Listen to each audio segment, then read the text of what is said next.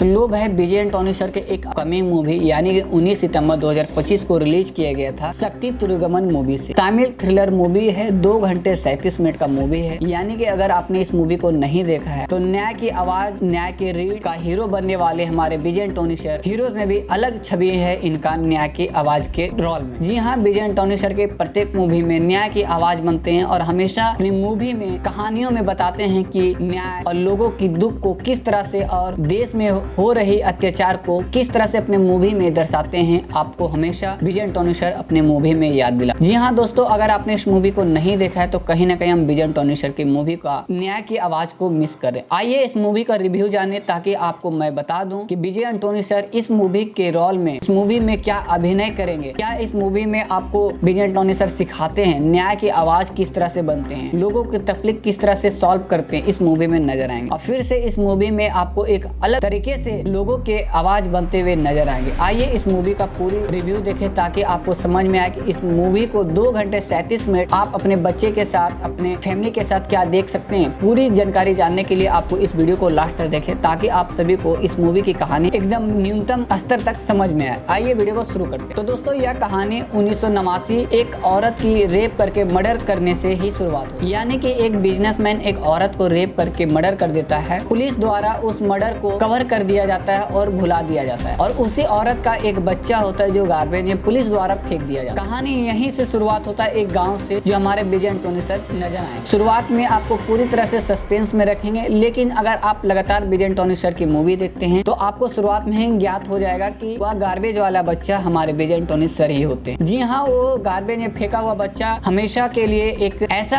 आवाज उठता है न्याय के खिलाफ जो कि आपको मूवी में नजर आने वाला। विजय एंड टोनी सर की इस मूवी में क्या भूमिका है, आइए थोड़ा मैं बता दूं। शुरुआत में गाँव में लड़ाई होते हुए एक हमारे पॉलिटिक्स के इंसान होते हैं जो उस बच्चे को अडॉप्ट करते हैं और उस बच्चे को किस तरह से करना चाहिए, न्याय के लिए किस तरह से आवाज बनना चाहिए, वो इस अपने प्रचारों द्वारा बताते हैं और विजय एंड टोनी सर को इस मूवी में अपना आवाज को दिखलाते हैं और बताते कि इस तरह न्याय करना चाहिए। और उसी दरमियान में वो उनके जो पालन पोषण करते हैं बूढ़े, वो मर जाते हैं। वह पिता तुल्य बनते हुए मर जाते हैं और जैसे मरते हैं विजय एंड टोनी सर को एक राजनीतिक दौर के अनुभव दे जाते हैं और यहीं से शुरुआत होते हैं विजय एंड टोनी सर की मूवी की शुरुआत। जी हाँ, ये सारी चीजें तो आपको शुरुआत में नजर आएगी। अब मैं विजय एंड टोनी सर की इस मूवी की मेन लीडिंग बता दूं ताकि आपको समझ में आए कि इस मूवी में आपको क्या शिक्षा देने वाले हैं विजय एंड टोनी सर। जी हाँ, इस मूवी को अगर हम बोल दे तो एक पॉलिटिक्स, एक बिजनेसमैन और देश में हो रही करप्शन को लेकर इस मूवी को बनाया गया। इस मूवी में आपको विजय एंड टोनी सर एक क्रिटिकल रोल में नजर आएंगे जो कि हमारे ब्रोकर के तौर पे नजर आएंगे। लेकिन वो ब्रोकर किस तरीके से होते हैं, ब्रोकर के तौर पे किस तरह से लोगों के हेल्प करते हैं, पुलिस से लेके पॉलिटिक्स यानी कि एक एमएलए से लेके आपके पीएम तक हेल्प करते हैं विजय एंड टोनी सर एक ब्रोकर के बन। और एक बिजनेसमैन की जो उनकी माता जी का हत्या करती है, तो औरत को जो हत्या करता है, हत्या को किस तरह से विजय एंड टोनी सर लास्ट में बदला ले लेते हैं, आपको इस मूवी में नजर आने वाला। अब मैं बता दूं इस मूवी में आपको कहानी क्या देखने को मिलेगा। जी हाँ, मैं बता देता हूँ। इस मूवी में शुरुआत में तो 1989 से शुरुआत हुई कहानी, आपको शुरुआत में पता चला। उसके बाद विजय एंड टोनी सर एक ऐसे बड़े ब्रोकर बनते हैं जो कि लोगों का समस्याओं को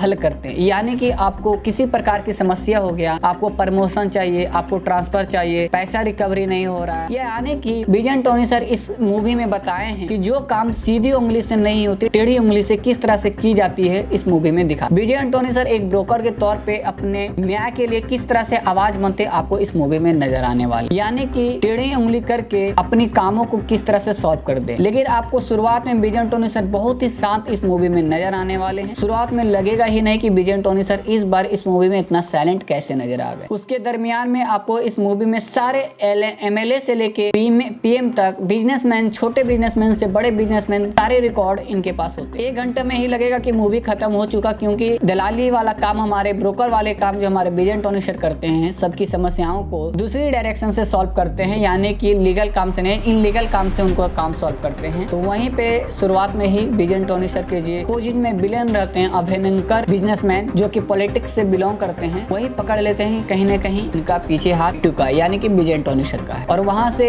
पकड़ा जाते हैं और अपने नेटवर्क को वहीं से वो खत्म करना चाहते हैं विजय एंड टोनी सर। उस मूवी के बीच में आपको लगेंगे कि विजय एंड टोनी सर पकड़ा जाते हैं, यानी कि पुलिस के बीच में पकड़ा जाते हैं और 6000 करोड़ की करप्शन को इस मूवी में बताते हैं। पुलिस की 6000 करोड़ करप्शन किए, but Vijay and Tony sir police के सामने सीधा बोलते हैं कि कहीं मैं करप्शन नहीं किया हूँ, कहीं ना कहीं मैं अपना जो परसेंटेज है वो लिया, मैं एक ट्रांसफर के लिए 10 लाख 1 लाख लिया हूँ, यानी कि आप 10 लाख का जमीन बेच रहे हैं, उसमें से हम बेचने का 1 लाख लिए, सिंपल से हम अपना इंटरेस्ट लिए, यानी कि जो हम अपना काम किए उसका फीस लिए। ये पुलिस को बताते हैं। जब पुलिस इसकी पूरी तरह से केस को सॉल्व करते हैं तो पता चलता है कि विजय एंटोनी सर यानी कि 6 करोड़ की करप्शन करते हैं। उसके बाद विजय एंटोनी सर का केस जो अभिनयकर पॉलिटिक्स होते हैं, जो पीएम बनने वाले होते हैं विलन, वो इस मूवी में बताते हैं कि उसे छोड़ दिया जाए, यानी कि कहीं ना कहीं बोलता है कि 6000 करोड़ वापस कर देता है तो उसे छोड़ देंगे, और बोलते कि ये केस में ही पूरे जीवन व्यस्त हो जाएगा। इसी के दरमियान में आपको नजर आएंगे विजय एंटोनी सर एक ब्रोकर रहते हैं, तो ब्रोकर के पास आपको पता रहता है कि आपको ट्रांसफर कर सकते हैं, तो कहीं ना कहीं उनके पास सोर्स होता है कि किस तरह से आपको वहां से ला भी सकते। तो विजय एंटोनी सर इसी भूमिका में अपना नेटवर्क को किस तरह से फैलाए हुए रहते हैं इस मूवी में आपको नजर आएंगे। बाकी इस तरह से आपको इस मूवी में यही नजर आने वाला है कि विजय एंटोनी सर जो गरीबों के लिए आवाज बनते हैं, यानी कि बिजनेसमैन किस तरह से करप्शन कर रहा है दिन पर दिन, 1 रुपये का सामान 100 रुपये में बेच के, 40 रुपये का सामान 400 रुपये में बेच के एक पॉलिटिक्स अपना बेनिफिट देखता है, किस तरह से ये सारे इस मूवी में दिखा दिया गया है। यानी कि आपको ओवरऑल अगर आपने देखे इस मूवी में तो न्याय के खिलाफ।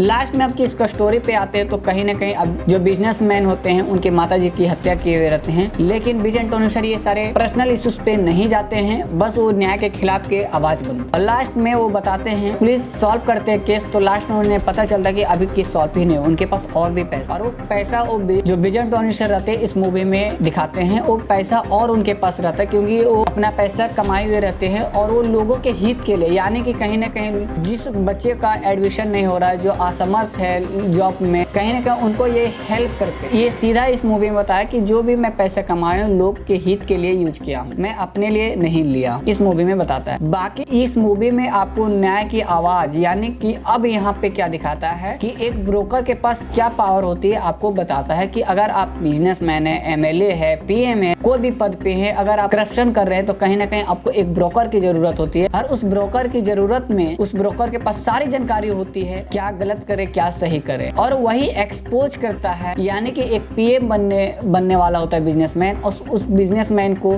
नहीं बनने देना चाहिए, ये हमारे विजय एंटोनी सर बताते हैं, क्योंकि वह एक कहीं ना कहीं भ्रष्टाचार है, यानी कि वह करप्शन से भरपूर है, लोग को किस तरह से पीएम बना सकते इस मूवी में बता रहा है। और उस करप्शन उस पीएम किस तरह से पहले करता था, जब वो पीएम बनेगा तो किस लेवल का करप्शन करेगा इस मूवी में बताता है, और उनकी टोटली चिट्ठी यानी कि पूरा एक्सपोज करता है कि किस प्रकार से वो करप्शन करते हैं, किस तरह से एमएलए करप्शन करते हैं, पुलिस करप्शन करते हैं, यानी कि पूरे सिस्टम किस तरह से करप्शन करते हैं। उनके पास एक्सपोज करने के लिए पूरी तरह से डाटा रहते हैं और उस डाटा को एक्सपोज कर देते हैं लास्ट में। और लास्ट में यही देखने को मिलेगा दोस्तों कि विजय एंटोनी सर उस एक्सपोज के माध्यम से करप्शन की दुनिया को सीख देते हैं। पॉलिटिक्स हो या बिजनेस हो, कहीं ना कहीं पूरी तरह से करप्शन इन्वॉल्व है, और लोग जो गरीब है और गरीब हो रहे, अमीर और अमीर हो रहे, और जो मिडिल क्लास है और मिडिल क्लास में खराब होते जा रहे हैं, ये सारी चीजें बता रही है।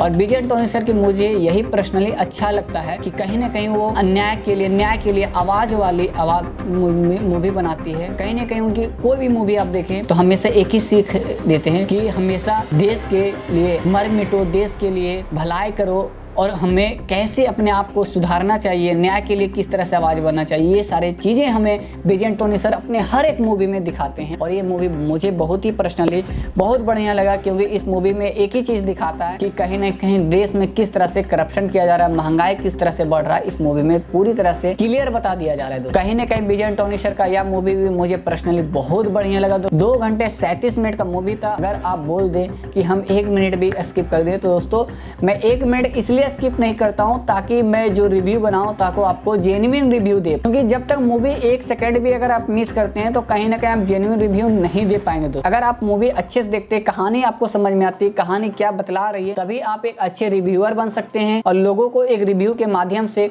उस मूवी को देखने के लिए प्रोत्साहित कर सकते हैं कि हाँ इस मूवी को आप जाके देखें। 2 घंटे 37 मिनट आपकी बर्बाद नहीं जाएंगे। अब ये सारी चीजें तो आपको समझ में आ गया कि इस मूवी में क्या नजर आने वाला है, क्या चीजें आपको समझ में आएगी, क्या आपको इस मूवी में कहानी देखने को मिलेगा। उसके बाद अगर हम बात कर लें कि विजय एंटोनी सर की इस मूवी में क्या वल्गर चीजें नजर आएगी, नहीं दोस्तों, इस मूवी में आपको वल्गर चीजें नहीं नजर आने वाले हैं, कोई भी एडल्ट सीन्स नहीं है।